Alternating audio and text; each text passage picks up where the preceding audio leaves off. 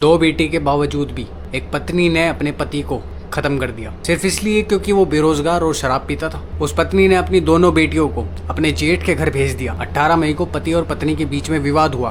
वो शराब पीकर अपनी पत्नी के साथ मारपीट करता था। तो इसी फैसले से उसकी पत्नी ने एक खौफनाक साजिश रची। उसके बाद उसकी पत्नी ने एक कटोरा भर के खीर बनाई, उसे सुरेंद्र को खिला दिया, क्योंकि उस खीर के अंदर भरपूर मात्रा में नींद की गोलियां थी जो एक आदमी की जान ले सकती है। रूबी ने सोचा कि नींद की गोलियों से होगा क्या, तो नींद की गोली एक कटोरे में खिलाई उसको। जैसे ही वो सो गया, नींद में हो गया, तो उसका गला घोट दिया और उसको वहीं मार दिया। अगली सुबह रूबी ने बाथरूम को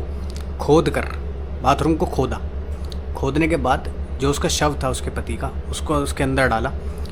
उसे अंदर डालने के बाद उस पर सीमेंट और उसकी प्लास्टर कर दिया एक तरीके से पूरा कि दिखे ना। फिर उसके घर पे बेटियाँ आईं, उन्होंने बोला पापा कहाँ हैं। उसकी पत्नी ने बोला कि पापा आज कहीं गए हैं, बाहर गए हैं, क्योंकि उनके बेटे को पता था कि ये शराब पी के आता है तो कहीं ना कहीं बाहर ही होगा। उसके बाद रूबी ने रिश्तेदारों के पास जाके और पुलिस में रिपोर्ट कराई कि गुमशुदा की रिपोर्ट कराई कि है नहीं। 45 दिन तक ये सिलसिला चलता रहा और पुलिस भी चुपके से अपनी साजिश में लगी रही, खोजबीन करती रही बिना बताए।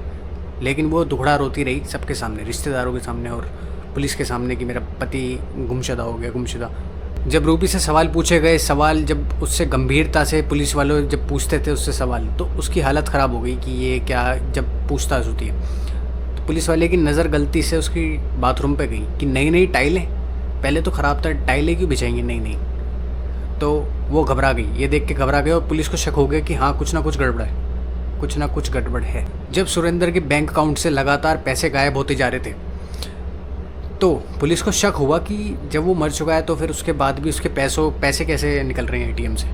तब शक हुआ। शक होते ही पुलिस वाले ने बोला कि ये टाइलें हटाओ, कुछ गंभीर कुछ समस्या है, इसने टाइलें क्यों लगा रखी है। वो जब टाइलें हटाई, थोड़ी सी हटाई, बंदे बुलाए थे, थोड़ी हटाई, तो उसके अंदर सड़ा हुआ शव निकला।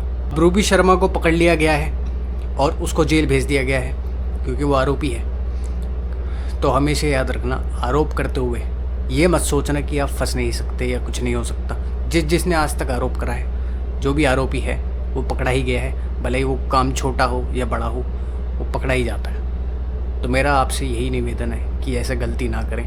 ये मेरा नया चैनल है गाइस, तो उसे सब्सक्राइब भी कर सकते हैं आप, और कमेंट में ज़रूर बताना कि ये सही हुआ या गलत हुआ। और जो है ऐसा है दिमाग से निकाल देना कि नहीं पकड़े जाओगे, सब पकड़े गए आज तक। इस कहानी से क्या सीख लिया आपने, कमेंट में ज़रूर बताना। इस कहानी से आपको क्या सीख मिली।